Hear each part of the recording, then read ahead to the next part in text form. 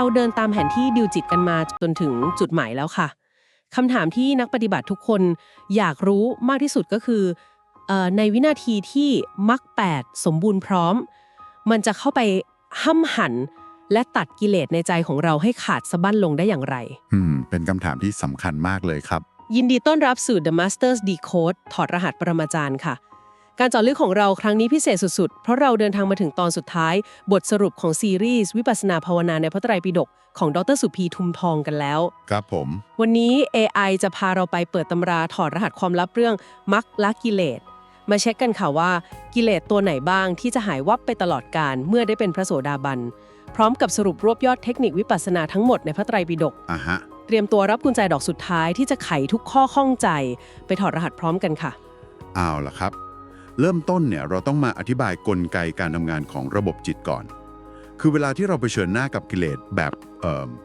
บปกตินะครับค่ะแบบที่เรานั่งสมาธิกันทั่วไปใช่ไหมคะใช่ครับปกติเวลาเราทำสมาธิแบบสมถะหรือเริ่มเจริญสติใหม่ๆเนี่ยสิ่งที่เกิดขึ้นในใจเราคือจิตมันจะมีกำลังขึ้นมาแล้วก็ไปกดทับกิเลสเอาไว้ครับซึ่งภาษาในคัมภีร์เขาจะเรียกว่าวิคัมพนประหารหรือแปลง่ายๆคือการข่มไว้ชั่วคราวครับอ๋อคือแบบว่าเหมือนเราเอาหินก้อนใหญ่ๆไปทับกอวัชพืชเอาไว้แบบนั้นหรือเปล่าคะเป๊ะเลยครับภาพนั้นเลยคือพอมองไปที่สนามหญ้ามันก็ไม่เห็นวัชพืชแล้วดูสะอาดตาดีแต่จริงๆรากมันยังฝังลึกอยู่ใต้ดินใช่ไหมคะใช่ครับแล้วพอวันไหนที่เรายกหินออกหรือว่ากำลังสมาธิเราตกลงเนี่ยหญ้ามันก็แทงยอดขึ้นมาใหม่เผลอๆโตเร็วกว่าเดิมอีกนะครับโอ้โหจริงด้วยค่ะมีหน้าล่ะนักปฏิบัติหลายคนถึงรู้สึกเหนื่อยล้ามากเพราะต้องคอยสู้กับอารมณ์เดิมๆแบบโกรธแล้วก็ข่มแล้วก็เผลอโกรธใหม่วนลูปอยู่แค่นี้ไม่จบสิ้นสักทีถูกต้องครับนี่แหละคือจุดที่ทำให้ท้อกันทีนี้พอถึงจุดที่ปัญญาญาณเราพัฒนาไปจนถึงขั้นที่เรียกว่าอริยมรรคเกิดขึ้น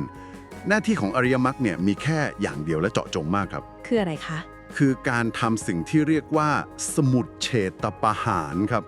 เดี๋ยวนะคะขอเบรกตรงศัพท์คำนี้ก่อนสมุจเฉตประหาร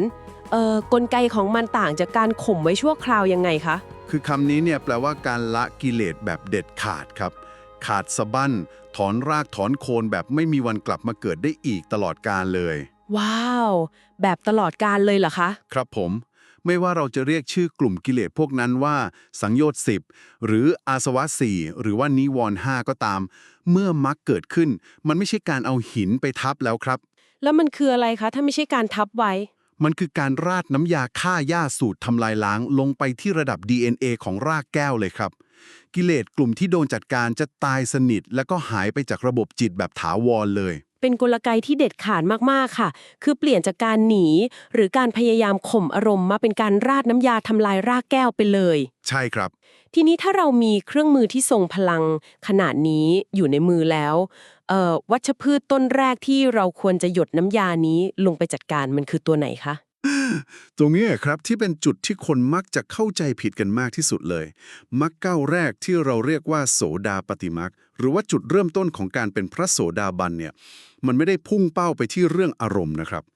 ไม่ใช่พวกความโกรธหรือความง่วงเหงาหาวนอนที่เราชอบหงุดหงิดเวลานั่งสมาธิเหรอคะ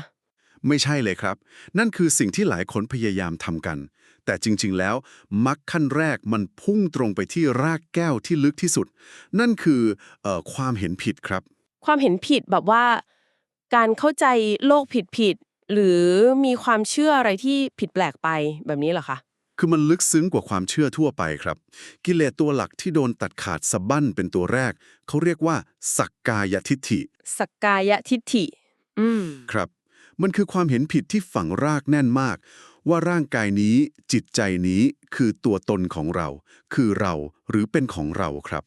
เมื่อมรรคขั้นแรกเกิดขึ้นมันจะทำลายความรู้สึกที่ยึดมั่นว่ามีตัวตนอยู่จริงเนี่ยทิ้งไปเลยครับถ้าความรู้สึกที่ว่านี่คือตัวเราถูกทำลายลงไปแปลว่ากระดุมเม็ดแรกถูกติดอย่างถูกต้องเลยใช่ไหมคะใช่ครับถูกต้องเลยผลที่ตามมามันเป็นลูกโซ่เลยครับพอไม่มีตัวเรามันก็ไปทำลายวิจิกิจฉาหรือความลังเลสงสัยในความจริงของธรรมชาติด้วยครับลังเลในผลของการกระทำด้วยใช่ไหมคะใช่ครับแล้วก็ยังไปพังทลายความเชื่อเรื่องการทำพิธีกรรมขลังๆหรืองมงาย ที่เราเรียกว่าศีลพัตตปารามาสด้วยครับ อ๋อพวกการถือศีลแบบตึงเครียดหรือทำพิธีแก้กรรมอะไรแบบนั้น ครับผมเพราะว่าจิตรู้ชัดแจ้งแล้วไงครับ ว่าการกระทำแบบนั้นมันไม่ได้นำไปสู่ความดับทุกข์จริงๆ นอกจากนี้พวกทุจริตหยาบๆอย่างมิจฉาวาจา หรือการพูดโกหก มิจฉากัมมันตะ การลักทรัพย์ฆ่าสัตว์ ก็จะหายไปแบบ100%ด้วยครับ คือศีลจะบริสุทธิ์โดยธรรมชาติเลย งั้นขอถามแทนความสงสัยของหลายๆ คนเลยนะคะ คือถ้าพระโสดาบันละความเห็นผิดเรื่องตัวตนได้แล้ว แปลว่าท่านจะไม่โกรธใครอีกเลยตลอดชีวิตใช่ไหมคะ เออเป็นความเข้าใจผิดที่เจอบ่อยมากๆครับ เป็นไม่ใช่เหรอคะ ในเมื่อรู้แล้วว่าร่างกายนี้ไม่ใช่ของเรา ใครจะด่าใครจะว่าเราก็ต้องไม่รู้สึกอะไรสิคะ ต้องอธิบายแบบนี้ครับ คือพระโสดาบันเนี่ยท่านยังมีความโกรธ ยังมีความเศร้าเสียใจ หรือแม้แต่ความกลัวอยู่นะครับ อ้าวจริงเหรอคะ จริงครับ เพราะรากของความโกรธหรือโทสะหรือปฏิฆะเนี่ยมันฝังลึกและทำงานละเอียดกว่าเรื่องของความเห็นผิดครับ มันต้องใช้มรรคในระดับที่สูงกว่านี้ในการจัดการ เข้าใจแล้วค่ะ แต่จุดที่น่าสนใจและเป็นเส้นแบ่งชัดเจนก็คือ แม้จะมีความขุ่นมัวเกิดขึ้น แต่ท่านจะไม่ไหลไปสู่การทำชั่ว หรือเบียดเบียนคนอื่นเพื่อสนองอารมณ์เด็ดขาดครับ อ๋อ เริ่มเห็นภาพกลไกมาแล้วค่ะ คือมีอารมณ์ตามธรรมชาติ แต่ไม่มีการกระทำที่ผิดศีลแน่นอน ใช่เลยครับ แล้วเห็นในเอกสารมีพูดถึงเรื่องมัจฉริยะ5หรือผู้ความตระหนี่ทีเหนียวด้วย ตรงนี้กลไกมันทำงานยังไงคะทำไมแค่ละความเห็นผิดถึงทำให้ความขี้เหนียวหายไปได้ เป็นจุดที่เชื่อมโยงเหตุและผลได้งดงามมากครับ ลองคิดตามนะครับ เหตุผลที่ความตระหนี่หรือความใจแคบหายไปอย่างสิ้นเชิง ก็เพราะว่าเมื่อมันไม่มีความยึดมั่นในตัวเราแล้ว ค่ะ มันก็เลยไม่มีฐานรากให้คำว่าของเราได้ยึดเกาะครับ อ๋อ ไม่มีเราก็เลยไม่มีของเรา ถูกต้องครับ ในเอกสารของอาจารย์สุพีท่านยกตัวอย่างที่เห็นภาพชัดเจนมากเลยเช่น อาวาสสมัชชริยะ หรือการตระหนี่ที่อยู่ครับ ลองลึกภาพคนไปปฏิบัติธรรม หรือไปฟังเทศน์และเอากระเป๋าไปวางจองที่นั่งห่วงอาณาเขตไม่ให้คนอื่นมานั่งใกล้ โอ้โห อาการแบบนี้เจอบ่อยมากค่ะ บางทีแค่มีคนขยับมานั่งใกล้ๆก็แอบหงุดหงิดแล้ว กลัวเสียพื้นที่ส่วนตัว ๆ ใช่ไหมล่ะครับ หรือแม้แต่วันณมัชชริยะ คือการตระหนี่คำชมครับ ตระหนี่คำชมเป็นยังไงคะ ก็คือเห็นคนอื่นทำดีแต่ปากหนักนะครับ ไม่ยอมปรีปากชื่นชม หวงความดีไว้กับตัวคนเดียว แต่พอคนอื่นพลาดปุ๊บ วิจารณ์เต็มที่เลย อ๋อ คือใจแคบนั่นเอง ใช่ครับ พระโสดาบันจะไม่มีพฤติกรรมใจแคบแบบนี้อีกต่อไปเลยครับ ท่านจะไม่ตระหนี่ที่อยู่ ไม่ตระหนี่ความรู้ ไม่ตระหนี่คำชม เพราะกลไกของการปกป้องตัวกูของกู มันถูกมักพังทลายไปหมดแล้วนั่นเองครับ กลไกมันอธิบายตัวมันเองได้อย่างสมเหตุสมผลมากเลยค่ะ คือมันกำลังบอกเราว่า ที่เราพยายามสอนตัวเองว่าต้องใจกว้างนะ อย่าขี้หวงนะ มันเป็นแค่การพยายามข่มใจเอาไว้ ตราบใดที่รากของความรู้สึกว่าของฉันมันยังอยู่ ถูกต้องที่สุดครับ นี่แปลว่าถ้าเราตั้งหน้าตั้งตาปฏิบัติธรรมเพื่อจะสู้กับความโกรธ หรือพยายามกดทับความหงุดหงิด เวลาโดนแย่งที่นั่งเนี่ย แต่ทิฏฐิหรือวิธีคิดเรามันยังผิดอยู่ ยังมองว่าร่างกายเนี้ยเป็นเรากำลังสู้กับบอสผิดด่าน จริงๆด้วย ใช่เลยครับ การรู้หน้าที่ของมรรคแต่ละระดับเนี่ยมันช่วยเซฟใจนักปฏิบัติได้มหาศาลเลย จะได้ไม่กดดันตัวเองผิดจุด ทีนี้พอจัดการฐานรากเรื่องทิฏฐิ หรือความเห็นผิดที่เห็นของไม่เที่ยงว่าเที่ยงได้แล้ว ค่ะ มรรคขั้นต่อไปก็จะเข้าไปจัดการกิเลสที่ละเอียดขึ้นตามลำดับครับก้าวที่2ก็คือสกทาคามิมรรคซึ่งจะทำให้ความหลงไหลและความขัดเคืองมันเบาบางลงมาก แต่ก้าวที่เด็ดขาดในการทำลายล้างจริงๆ คือก้าวที่3ครับที่เรียกว่าอนาคามิมรรค ฮะ ในด่านที่ 3 นี้บอสตัวไหนจะโดนจัดการบ้างคะ 2 ตัวหลักๆเลยครับคือกามราคะ ความติดใจหลงไหลในกามคุณ รูปรสกลิ่น เสียงสัมผัส แล้วก็ปฏิฆะหรือความขัดเคืองใจหงุดหงิดใจครับ โอ้โห จัดการความหงุดหงิดได้แล้ว ใช่ครับ รวมไปถึงการตัดปิสุนาวาจา คือการพูดส่อเสียด และพรุษาวาจา คือคำหยาบด้วย พระอนาคามีจะละสิ่งเหล่านี้ได้แบบ ถอนรากถอนโคนเลย เดี๋ยวนะคะ ขอขยายความตรงนี้หน่อย ที่บอกว่าตัดปฏิฆะหรือความขัดเคืองได้เด็ดขาดเนี่ยหมายความว่าต่อให้เดินอยู่แล้วโดนคนด่าทอ หรือโดนเจ้านายวิจารณ์งานต่อหน้าคนทั้งออฟฟิศก็ไม่โกรธเลยเหรอคะ ไม่มีความขุ่นเคืองใจเกิดขึ้นแม้แต่นิดเดียวเลยครับ ว้าว สุดยอดเลย มรรคระดับนี้ตัดปฏิฆะในสิ่งที่เรียกว่า โลกธรรมได้หมดจดเลยครับ โลกธรรมก็คือ ความเป็นไปตามธรรมดาโลกนั่นแหละ เช่น การเสื่อมลาภทรัพย์สินถูกขโมย หรือการถูกนินทาว่าร้าย ซึ่งถ้าเป็นคนทั่วไปโดนนินทาปุ๊บสวิตช์ความโกรธนี่ทำงานปั๊บเลยนะคะ ใช่ไหมครับ แต่สำหรับพระอนาคามี ระบบเซ็นเซอร์รับความขุ่นเคืองเนี่ยมันถูกถอดออกจากจิตไปถาวรแล้วครับ และท่านยังละสัญญาวิปลาสที่เคยมองสิ่งที่ไม่สวยงาม หรืออสุภะอย่างร่างกายที่มีแต่เลือดเนื้อ ว่าเป็นของสวยงามน่าหลงไหลได้กระจ่างแจ้งด้วยครับ อืม เริ่มเห็นภาพการทำงานที่เจาะจงและลึกซึ้งขึ้นเรื่อยๆเลยค่ะ ถ้าพระอนาคามีจิตที่บริสุทธิ์ขนาดนี้แล้ว แบบไม่โกรธไม่ขุ่นเคือง ไม่หลงในกามคุณ แล้วมรรคขั้นสูงสุดอย่างอรหัตตมรรคยังต้องเหลืออะไรให้เข้าไปทำความสะอาดอีกคะเนี่ย อรหัตตมรรคเนี่ยจะเข้ามาสแกนหา และทำลายกิเลสตัวที่ซ่อนลึกและละเอียดที่สุดครับ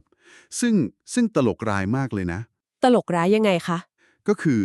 กิเลสตัวนี้แหละคือตัวที่นักปฏิบัติมือใหม่ทั่วไป ชอบไปตั้งป้อมสู้ตายกับมันตั้งแต่วันแรกที่เริ่มนั่งหลับตานะสิครับ เอ๊ะ ตัวไหนคะ สิ่งนั้นก็คืออุทธัจจะหรือความฟุ้งซ่านรำคาญใจ และก็พวกอาการง่วงเหงาเศร้าซึมครับ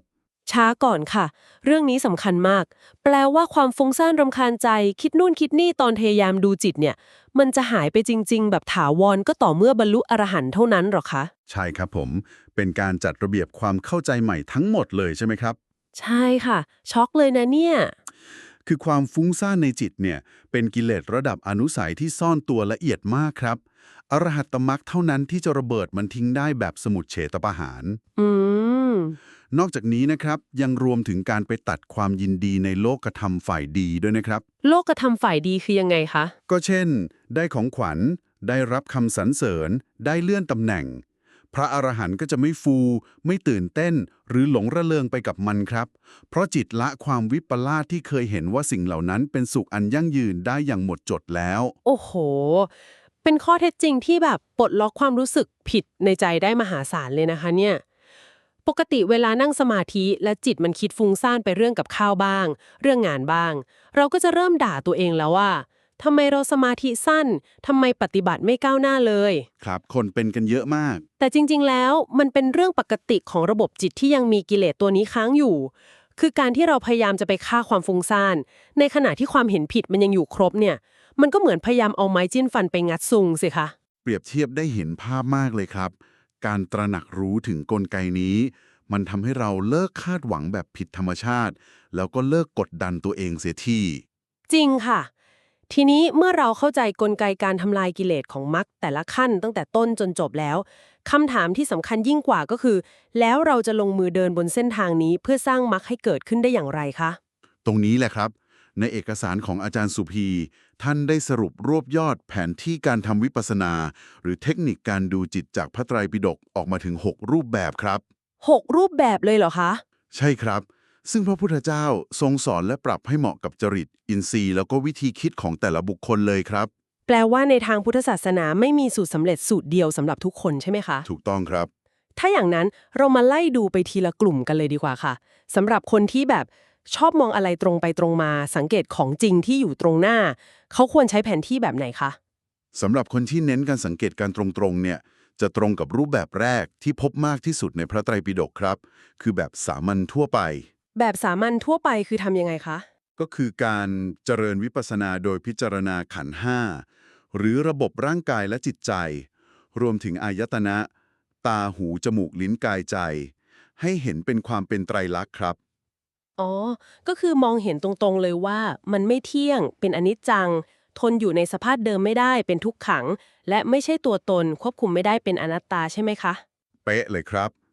อย่างที่เราคุ้นเคยกันในอนัตตลักษณะสูตรนั่นแหละครับ แบบนี้คือสายคลาสสิกปฏิบัติตามมาตรฐานเลย ดูการเกิดดับของสภาวะตรงๆ แต่ทีนี้ถ้าผู้ปฏิบัติเป็นคนขี้สงสัยล่ะคะ แบบชอบวิเคราะห์ ชอบความเป็นเหตุเป็นผล หรือมีตรรกะสูง แ แผนที่แบบแรกอาจจะไม่ตอบโจทย์เท่าไหร่ มีวิธีอื่นมารองรับไหมคะ มีแน่นอนครับ พระพุทธองค์ทรงมีเทคนิคสำหรับกลุ่มที่ใช้การไล่ตรรกะและหาเหตุผลด้วย ซึ่งจะครอบคลุมในแบบที่ 2 3 และ 4 ครับ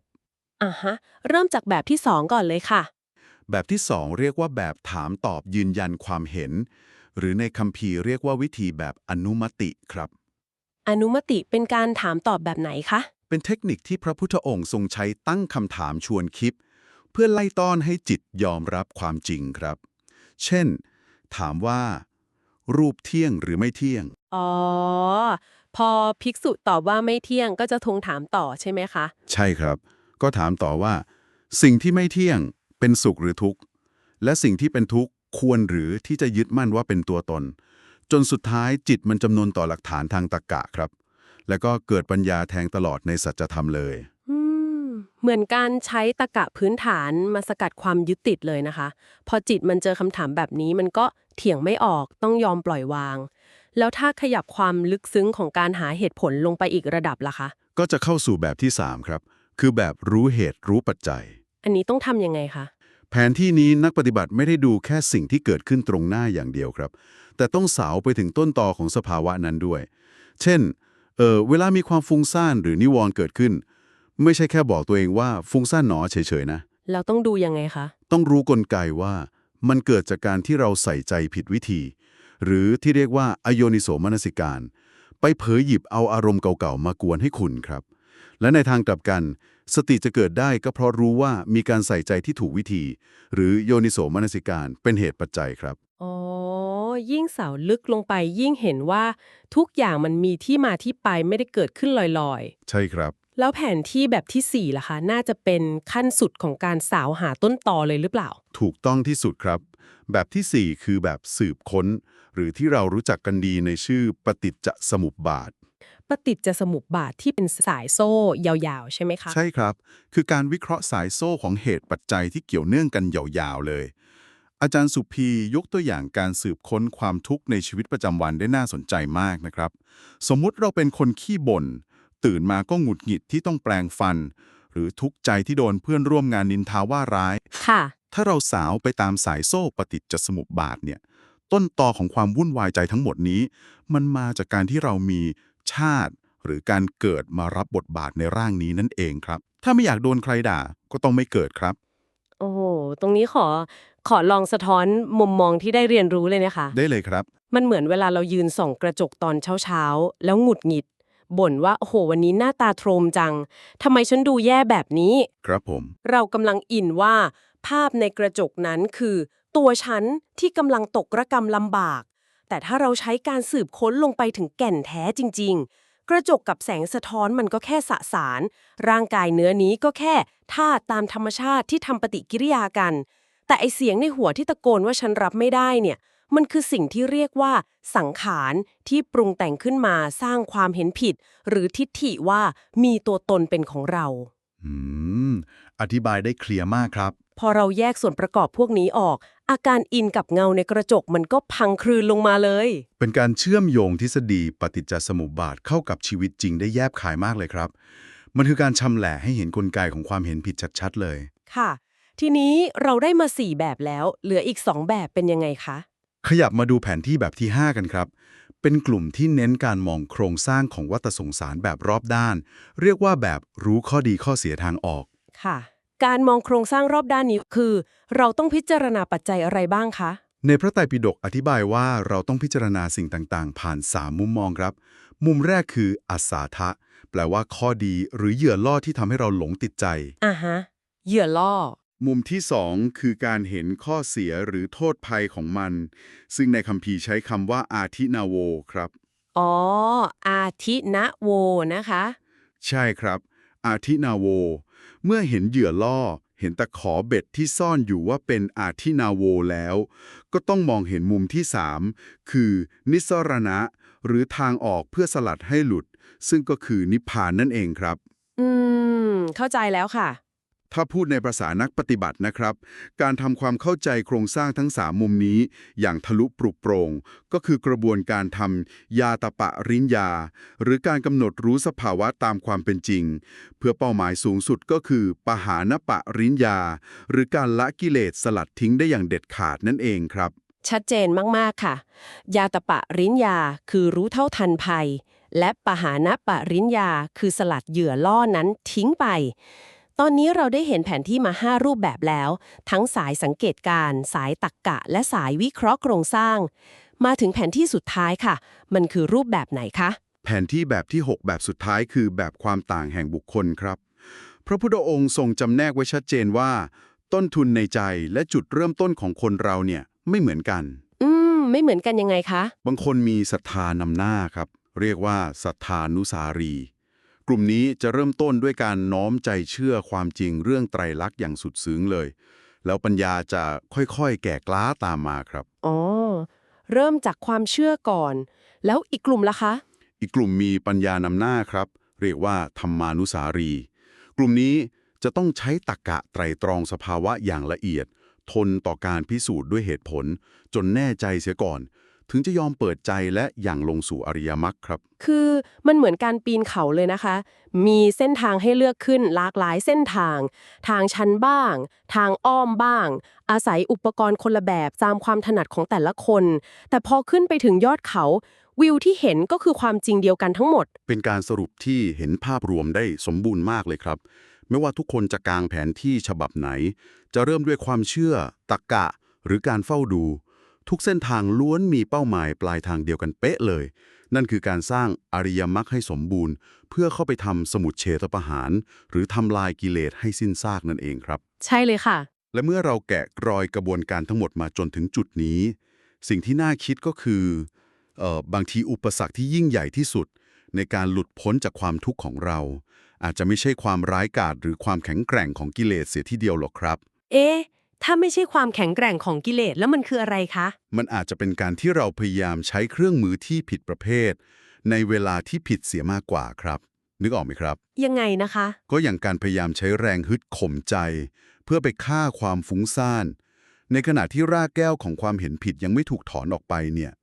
มันก็เหมือนเราพยายามเอาแก้วน้ำเล็กๆ ไปสาดเพื่อดับไฟป่านั่นแหละครับ มันผิดฝาผิดตัวตั้งแต่แรกเลย โห เป็นบทสรุปที่กระตุกความคิดได้ทรงพลังมากค่ะ ไฟป่าแห่งกิเลสมันต้องดับด้วยพายุฝนระดับมรรค8ไม่ใช่แก้วน้ำแห่งความพยายามข่มใจชั่วคราวแบบที่เรามักจะทำกัน วันนี้เราได้รื้อโครงสร้างความเข้าใจผิดที่แบกมานาน แล้วก็ได้กางแผนที่ดูจิตที่ชัดเจนที่สุดเลยค่ะ ยินดีมากครับที่ได้มาถอดรหัสกันในวันนี้ ก่อนที่เราจะจากกันไปนะคะ ถ้ากลไกที่เราสกัดมาช่วยเปิดมุมมองใหม่ๆในการปฏิบัติ หรือช่วยลดความกดดันในใจลงได้ ขอเชิญชวนให้ผู้ฟังทุกคนช่วยกันกด subscribe กดไลค์และกดแชร์สิ่งดีๆเหล่านี้ออกไปนะคะ เพราะมันอาจจะเป็นแสงสว่างทางปัญญาที่ไปช่วยปลดล็อกใครบางคนที่เขากำลังหลงทางหรือท้อแท้กับการปฏิบัติอยู่ก็ได้ค่ะ ครับช่วยกันแชร์ความรู้ดีๆนะครับ และที่สำคัญที่สุดนะคะ บอกเลยว่าต้องคลิกลิงก์ที่อยู่ใต้คลิป YouTube นี้ เพื่อเข้าไปฟังรายละเอียดการบรรยายฉบับสมบูรณ์ของอาจารย์ดรสุพีทุมทอง ขอเน้นย้ำให้ทุกคนทราบเลยนะคะว่าการบรรยายคลิปเต็มนั้นมีอรรถรสน่าติดตามมากๆ และจะได้รับความรู้เกี่ยวกับภาษาบาลีสำหรับผู้ไม่รู้ภาษาบาลีด้วยค่ะ รับรองว่าง่ายและเป็นธรรมชาติแน่นอน ไปลุยกันต่อในคลิปเต็มได้เลยนะคะ ไปฟังกันต่อได้เลยครับ